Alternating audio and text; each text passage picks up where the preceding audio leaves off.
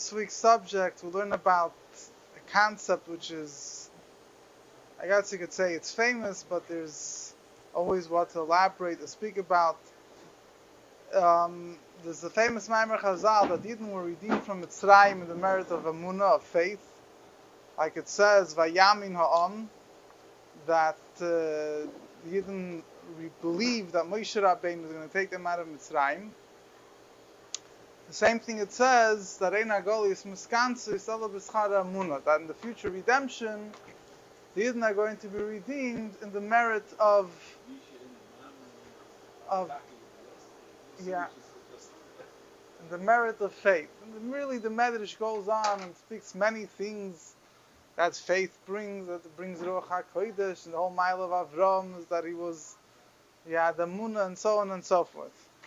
So there's a number of Nakudas to speak about, so understanding the idea that Amunah brings the Geula. So,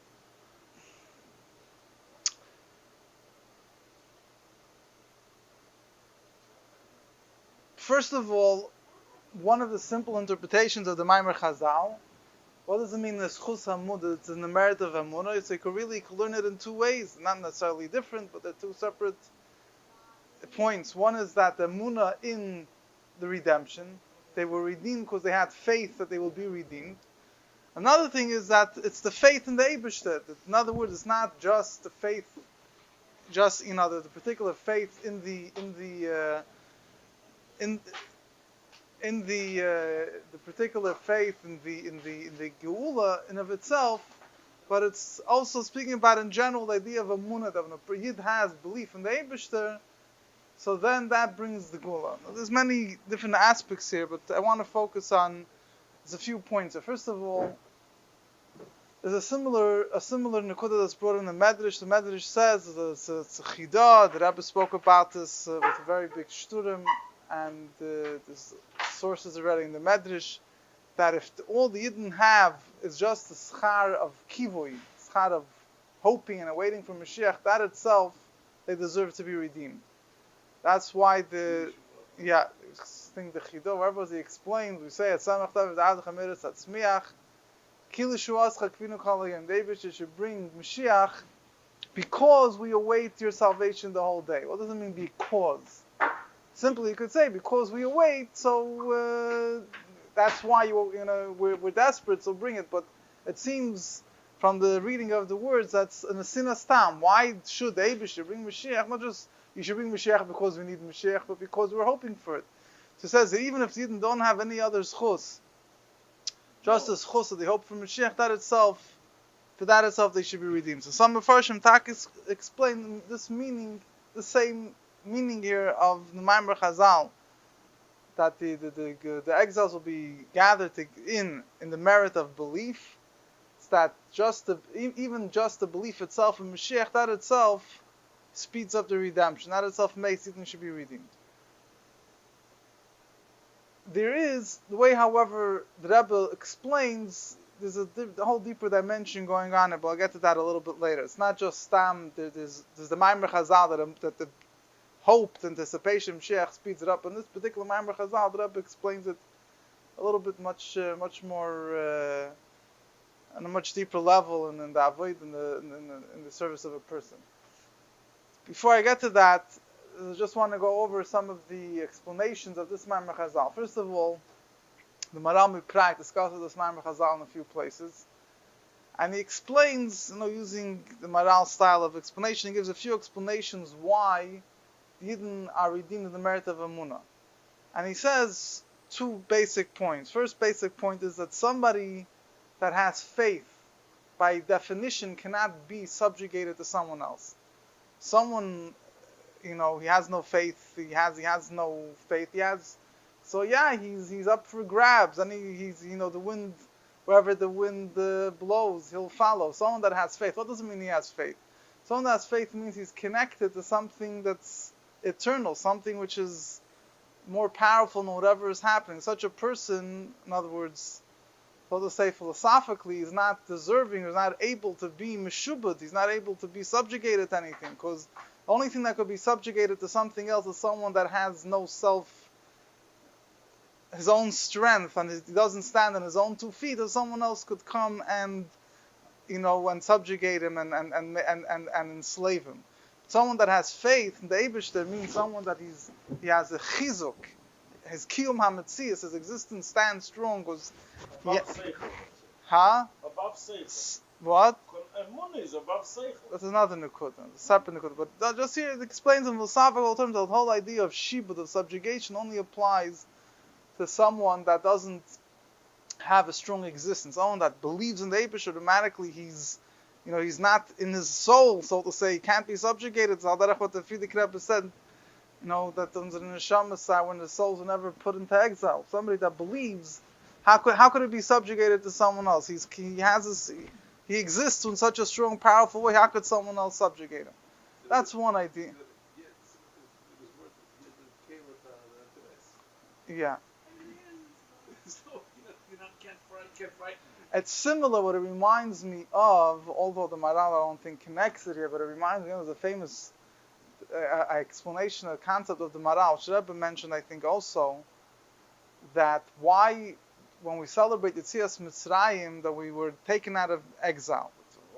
What was accomplished that we were taken out of the exile of Mitzrayim?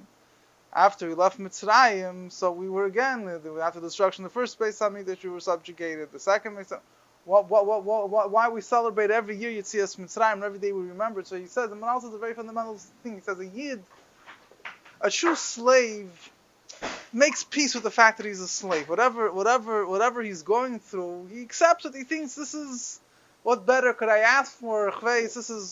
Says a Yid can never make peace with whatever suffers. Deep down in his soul, he can never feel that he truly deserves or truly belongs in this place of exile.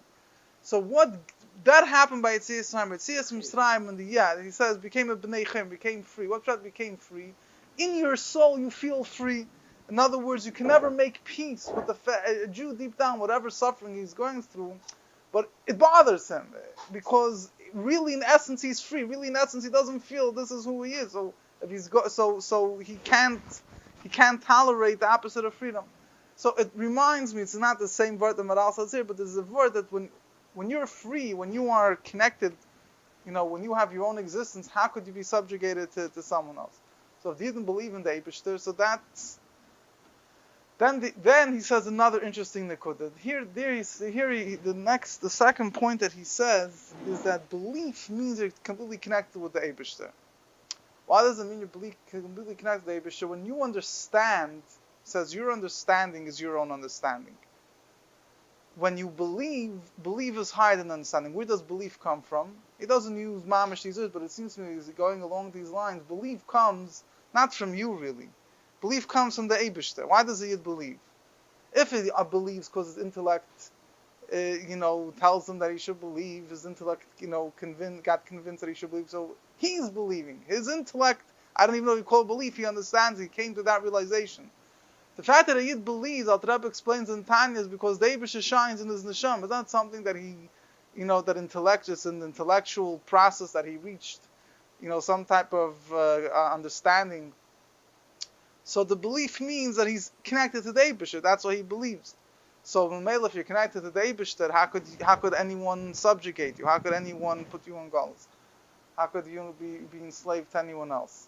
So it's interesting. He connects it. He connects it also. There's a saying of the Chacham that whoever answers Amen is greater than the one that makes the bracha. Someone blesses the Eibishter before he eats something, makes a bracha, and someone answers Amen. The one that says Amen is greater. Why? He says one that thanked the Eibishter, bracha means he understands the Eibishter gave him the sample. He should thank the Eibishter for it. It's a recognition, intellectual recognition. Someone that says Amen doesn't have a belief. If the one that answers Amen, he's representing the concept of belief that's higher than intellect. So he's even higher than the one that made the bracha. So this is the other point why Amunah is the breaks galus. When a Yid believes, so he's connected with the Eibishter. Connected to the Eibishter, how could you be in galus? This is the point that the Maral explains. Yeah. He uses that, he explains a number of things. It says that Emunah brings Ruach HaKodesh. If you believe in the Eibishter, the Ruach HaKodesh lessons explain the same way. When you have Emunah connected to the Eibishter, I think he explains a number of points along these lines.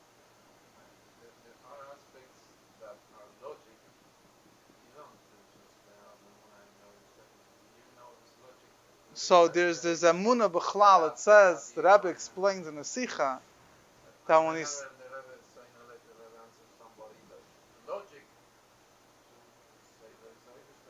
That's true.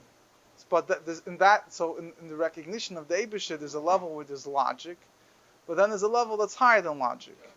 So now the Chassidus explained there's certain things that a Yid could so to say, could call that it's it's within intellectual grasp, it's intellectual recognition that, so to say, the logic dictates. And then there is, however, there's this idea of belief. Emunah is higher. True Emunah, where Seichel ends, is where Emunah begins. You understand? So if a person just knows about the Eibusher mitzad logic, he's connecting to the Eibusher. He's not. You don't know for sure he's connected to the Eibusher. It's his logic understands the Eibusher. When you see he believes in a way that's higher than logic, that means that his neshama is connected with the Eibusher. So if neshama is connected to the Eibusher, how is he shaykh to be subjugated to someone else? Absolutely, we'll get to that a little bit later. But I'm discussing that's true. But in this particular word, in every word, you have to keep the context of each particular idea within its frame. You're saying it's true, we'll soon see that.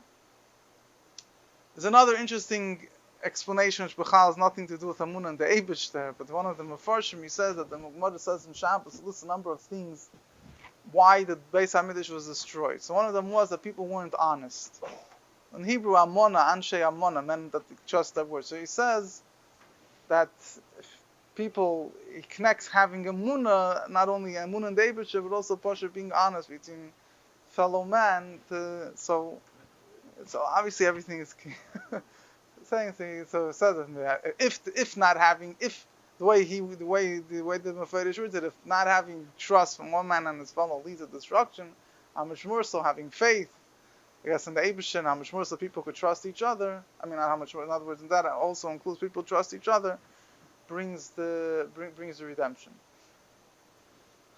There are other nekudas here. Before I get to the Rebbe's bir al pi chassidus to say, so you have pshat enis only gone on b'schus hamuna. I mean, this is the explanations of chassidus all really are connected with the avodah of a person. They manifest itself within the person's avodah. They have one nekuda which is the b'chlal, the inyan of when Eden were in galus. What does the galus represent? So one of the ideas discussed in Chassidish Svarim that Golus represents is that there's no recognition of the Eibush, there's no Gili Elokus. When he believes in the Eibush there, so then in other words, Golus is the idea where godliness is concealed. Belief in the Eibush means that godliness is revealed. So Mamela, the Geula brings the Golus. You have, for example, the whole by Mitzrayim, the Yidden, they needed to reach a point of a Yamin Ha'am, that Elokus was revealed in their consciousness in the way that they believed. That is where the Gula began. So in other words, it's more of, the way I would take it is more an avodah and in the service of a person, that where does he reach the level of redemption in his soul, is the idea of Amunah. Belief means he went out of himself. He's able to relate to the Eibishter. When a person, the whole idea of Golus B'chlal, it says, whatever, you haven't, I don't know so much in Chabad Sfarim, but in other sources, even earlier sources, you have that idea that the Das is in Golus, that understanding of the Eibishter, the realization the Eibishter runs the world, that's in Golus. You have really a word in the Tzemach Tzedek. In Tzchutei Torah, he mentions a word. He says that any soul in Golan, that Yidna Redin was Chus Amunah. There, Mamish discussing the avodah of a person. Says that a Yid he's in a Golus. He's not discussing necessarily the physical Golus, but the spiritual Golus. He has Daigas Hapranos, he has worries about monetary worries, other worries, and he's in the exile in his own soul. So how does he get redeemed? Is in the Chus of Amunah, when he meditates, how the Eibishter, the whole world is, he goes through the whole world is completely nullified. The Eibishter runs the whole show. So that takes him out of his personal, Golus, his exile, where he has this problem, that problem, and so on and so forth. There's another twist here also, which some Sfarim explain, is that Ein Yisrael Gonal B'Schus Hamunah means that when you believe that everything is really coming from the Eibusher, everything is really good, that itself reveals the good. Similar to what we had in Tanya a little while back, in chapter 11. Huh? Askil Chabina, yeah.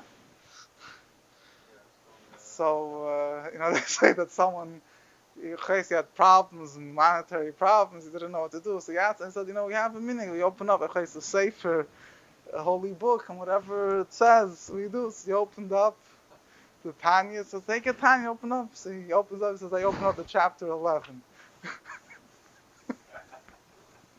Chapter 11. 11 means bankruptcy.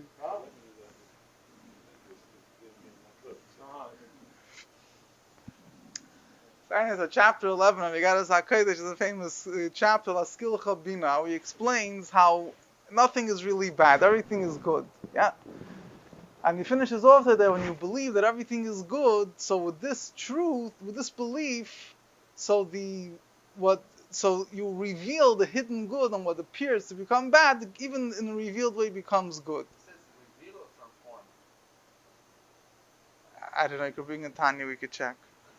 Could be uses the word transform, but Polak and the Teichen, and the content of what he's saying, and the content of what he's saying is that it's not really bad. And the whole contents of the letter is that it's not bad. Transform our perspective, so when you transform your perspective, you see that.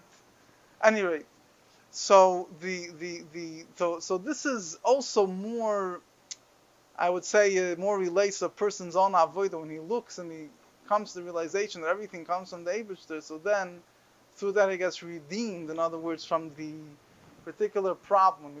When you believe that everything comes from the Eibishter, so you bring everything back to its source, to Elikos, and there everything is good. These are the different, more or less, the different explanations that are out there. The Rebbe, in your nefesh, in other words, yeah. The Rebbe speaks of. You reveal, in other words, the reason why down here it appears that it's bad is because down here you don't see in a revealed way its connection to the way it's above. When you believe, and your belief permeates you, so then you're connecting whatever you see down here with its source above. When that connection takes place, so then it gets revealed even down here, how the thing is really good.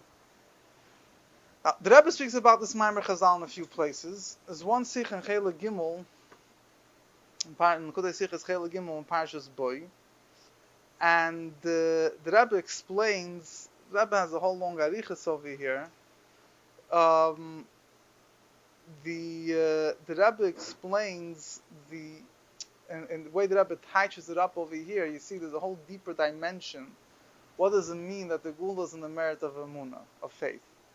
The Rebbe explains that before the Yidden left Mitzrayim, there were a number of things that took place. First of all, we find that the Yidden were redeemed because of Emunah, right? Because Vayaminam, the Yidden believed.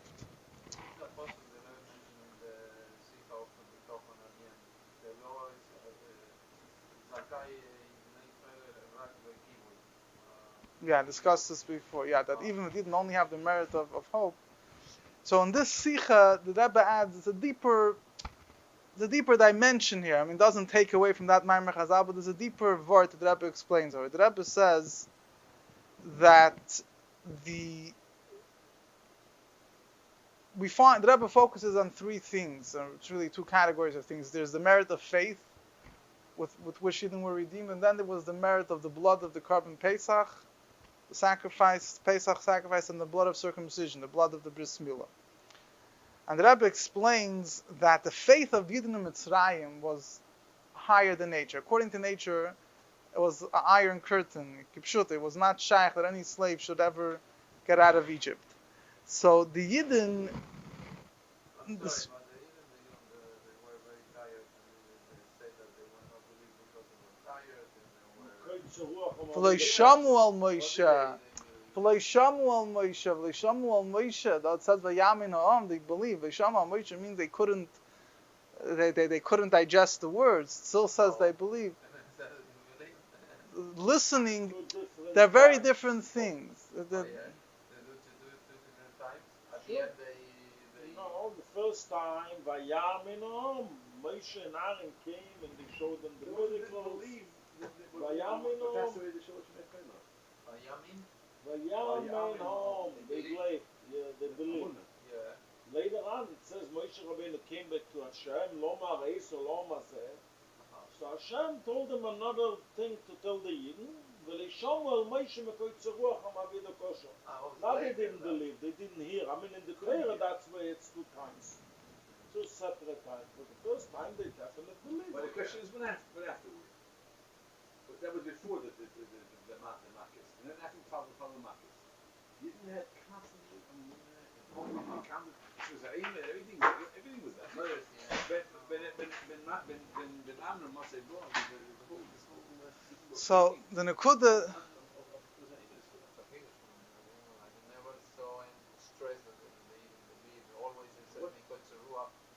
It says Vayamin Ha'am. It says that Eden were redeemed because of the merit of Amunah. It's clear. those that didn't believe passed away in Shalosh Mechayla. At any rate, so the Nakuda here is like this. The Nakuda here is, the Rabbi explains, this Amunah is Amunah that comes from the Etzem HaNefesh, from the essence of the Yid's soul. It's higher than intellect. According to intellect, there's no reason why they should believe they're ever going to get out of Mitzrayim. The Rabbi explains this Amunah Atzmis, this essential faith of Yidden, so to say, touch the level of godliness which is higher than nature. Because according to nature, according to Seder Ishtas, according to what David just set up the world, there was room for the attribute of judgment to say, why are the Eden different than the Egyptians? And they also worship idols, whatever it might be. So you needed to awake a level which is higher than rational and Kedushin, holiness, so to say by David, that he shouldn't pay attention to any rational arguments why the Eden shouldn't go out of Mitzrayim. How was that awakened? By the simple faith of the Eden. But the Rebbe says this simple faith had to permeate the Yidden, not just the Fidik Rebbe says in the Sikh, it's not, Amunah doesn't mean you say I believe. Amunah means it permeates you. It had to permeate their whole existence. This was expressed in the blood of the Korban Pesach and in the blood of Milah. The blood of the Korban Pesach, the blood of Milah, the Rebbe says, means you take your physical flesh and you're attaching it with the Eibishter. And the blood of the Korban Pesach, the sheep, is something which is your bris milah, circumcision is at least part of your flesh. Here you're taking an animal that's outside of you, and you're sacrificing the Eibusher with the belief that the Eibusher will take you out of Mitzrayim. So this is pshat, how the revelation of the neshama, the revelation of the faith of the Jews, despite the fact that maybe the Midas Hadin still had whatever, but their faith permeated them until it expressed itself in physical action through and through. So the way that Rebbe learns in the Sikha is, it's not just, before we were mentioning such a concept that just belief in Mashiach, hope, anticipation brings Mashiach. This particular Maimer Chazal, the way that Rebbe learns here, is a little bit of a different angle. It's that faith in a way that it permeates your koiches pnimiyim. In other words, there's an emphasis here that the faith shouldn't just remain in I believe it's going to happen, but that it expresses itself in your action. That causes that the Ava Atzmis, essential love of the Eibusher, which is higher than Seder Ishtasha, should also come down, but Ma'aseh Poel should be actualized physically to redeem the Yidden. So the Rebbe goes through this whole thing, and the Rebbe finished off in this Sikha. The Rebbe says that the same thing is in the future redemption. That not looking on the great concealment of Golus, when Yid has a munah pshut, a simple faith in the coming of Mashiach, that he's coming right now, that he's behind the wall, and the faith permeates all his inner koiches, his understanding, his emotions, even, in the Rebbe, so this brings Mashiach. And the Rebbe says, the Rebbe connects it through learning Chassidus. Chassidus gives a person the capability to bring the faith down into his intellect, and to bring it down, Yefusam and Nesecha Chutza. You're spreading the well springs outside, just like the Korban Pesach means a faith expresses itself into something outside. The person that brings Mashiach. In a similar way, but there's a bit of a fundamental difference. The Rebbe says the same part. There's a Kudei Sichos in Chelik Tezayin, and the Rebbe says a similar word. The Rebbe says in this Sicha, the Rebbe also uses the same thing, but the Rebbe connects it. The Rebbe doesn't focus here so much on faith in the Emunah, the faith in Mashiach. Obviously, it's not a contradiction, but in this here, the Rebbe's focus is saying the idea of faith in the Eibusher. Take the Emunah. By Yid, Emunah is higher than intellect. to take that emunah and to bring it down into chokhmah bina das, bring it down into intellect, that brings about Zigula. This is the idea of what the Alter Rebbe wanted with Chassidus Chabad, to bring down, the understanding of godliness in a way that it should permeate intellect. Let me just find this over here. Yeah. So the Rebbe goes through a whole thing with Moshe Rabbeinu and the Ovis. And Moshe Rabbeinu's inyan was, the Ovis had faith that not necessarily was connected with intellect. Moshe Rabbeinu's inyan was that Eden shouldn't just believe because they're sons of believers, but their faith should be the Eyamunah. It should be, it should permeate their understanding. This, and such a point, the faith permeates their whole existence, and through that they so. In other words, know that the Eden should be deserving going out of time. It's when the Emunah permeates their whole essence. That's the way the Rebbe explains in this particular place. The only what I would say is that in general, nothing to do with this particular Maimer Chazal, but the different explanations of the relationship of faith with Mashiach. There's really three different points you could say. One thing is, like I mentioned before, how the faith itself makes a person, that itself brings Mashiach. Another thing is, on a more balabatish note, when you have faith in Mashiach, you're going to do ma'asim tovim. You're going to do good deeds. Those good deeds will bring Mashiach. So even if you don't focus on the faith itself, so it's the merit that Rebbe speaks. I don't have time to go into the Maimer Chazal. The Rebbe explains that anticipating Mashiach, what are you anticipating Mashiach if Lamaila they say it's not the time, but because you anticipate Mashiach, it's going to cause you to behave in a way that Mashiach should come now. Another point here, I think, is the most, so to say, deepest, most fundamental, the Rebbe's, the most, so to say, demanding level, whatever. I mean, is that the Rebbe is explaining that it's how the essence of faith of a Yid permeates his entire existence. He lives with his faith. That is a direct connection with the Gula, because then the Yid is taking his connection to Eibishter and making it permeate his whole life. So that's what Mashiach is all about. Take it from me, Ad Mamish. You can feel fine.